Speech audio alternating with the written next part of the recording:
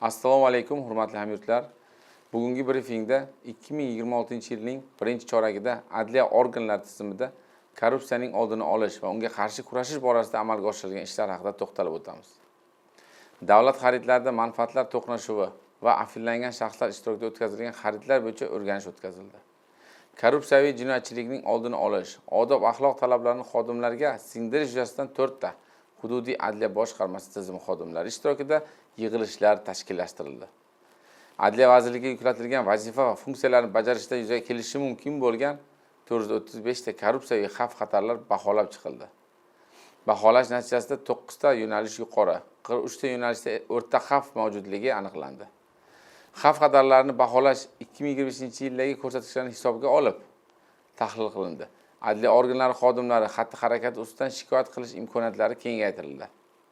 Tezkor xabar uchun QR kod joriy qilindi. Notariat axborot tizimiga, E-huquqshunos tizimiga tanlovlar jarayonlarida noqonuniy harakat bo'yicha xabar berish e'lonlari joylashtirildi. Vazirlikning Smart Office Adliya.uz tizimida xodimlar uchun lavozimga yangi tayinlanganda yillik deklaratsiyani to'ldirish vaqtida va boshqa lavozimga o'tkazishda manfaatlar to'qnashuvi mavjudligi yoki mavjud emasligi ma'lum qilish to'g'risida ariza shakli. Manfaatlar to'qnashuvi kelib chiqishi ehtimoli haqida xabar berish tartibi joriy etildi.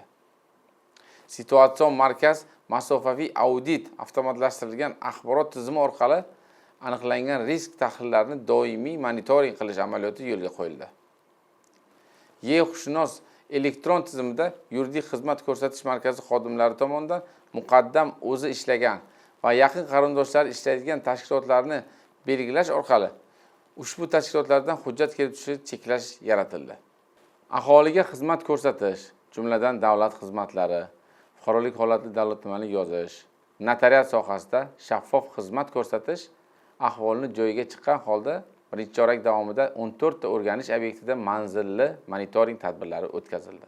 Profilaktik choralar. Korrupsiyaviy jinoyatchilikning oldini olish, odob axloq talablarini xodimlarga singdirish yuzasidan huquqni muhofaza qiluvchi organlar bilan hamkorlikda sohada korrupsiyaviy jinoyatchilikning oldini olish bo'yicha joylarda 10 ga yaqin profilaktik tadbirlar o'tkazildi.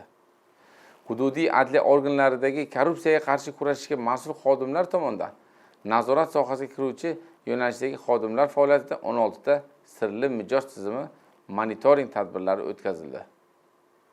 Xodimlarning fuqarolar bilan muloqotda korrupsiyaviy xavfga kirishmasligini ta'minlash maqsadida tuman adliya bo'limlaridagi kuzatuv kameralarining joylashuvi qayta ko'rib chiqildi. Adliya vazirligi tizimida xodimlarning yaqin qarindoshlari bevosita bo'ysunuvda yoki nazorat yo'nalishida ishlayotganlik holatlari tahlil qilindi. Xodimlardagi mavjud ehtimoliy manfaatlar to'qnashuvi holatlarining odob axloq komissiyasi qaroriga ko'ra tartibga solindi. Hududiy adliya organlari va muassasalari xodimlari kesimida xodimlarning tadbirkorlik faoliyatida ishtirok etish holatlari ko'rib chiqilib, bartaraf etish choralari ko'rildi. Vazirlikda xodimlar tomonidan manfaatlar to'qnashuvi to'g'risidagi deklaratsiyaning to'ldirilishi ta'minlandi. 2026-yilning birinchi choragi davomida vazirlikka tizim xodimlarining xatti-harakatlari ustidan aloqa kanallari orqali kelib tushgan xabarlar o'rganilib, aybdor xodimlarga nisbatan tegishli jazo choralari qo'llanildi.